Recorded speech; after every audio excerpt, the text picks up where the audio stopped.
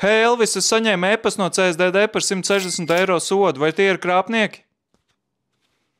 Jā, krāpnieki atkal izlieks par CSDD. Atkal izsūta e-pasts ar 160 eiro sodu. Sūtītājs it kā ir noreply@csdd.gov.lv, bet ja tu uzspiedīsi uz šī sūtītāja, tu redzēsi, ka e-pasta adrese patiesībā ir pavisam cita. E-pastā minēts 160 eiro sods, kas ir jāpārskait uz īsto CSDD kontu, bet, protams, ka neviens to nedarīs. Visu uzspiedīs uz e-pastā esošā saistes, lai apskatītos, kas tad tas ir par sodu.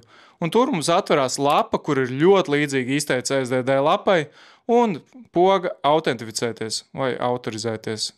Klasiskā kļūda. Ja tu uzspiedīsi uz šīs pogas, tad tur kā parasti atvērsies fake vienotās autentifikācijas moduls. Ja tu tur autentificēsies ar saviem bankas datiem, tad tu patiesībā krāpniekam iedos piekļuvi savam kontam, un tad jau krāpnieks varēs darīt ar tavu kontu visādas nerātnības. Dažos gadījumos pat mēģinās novilkt no tavu kontu 600 eiro. Kam pievērst uzmanību? Pirmkārt, kā jau es teicu, e-pasta sūtītāja adresei, bet ja gadījumā tu esi uzspiedis uz e-pastā esošās saites, tad pārbaudi vai pārlūkā adrese tiešām ir csdd.gov.lv, un atceries, ka domēnu vārdu ir jāsāk lasīt no labās puses uz kreiso, sākot ar slīpsvītru. Ja pirms slīpsvītras nav lv.gov.csdd, tāda pretējā virzienā, tad tā nav CSDD lapa un tīnies prom no turienes.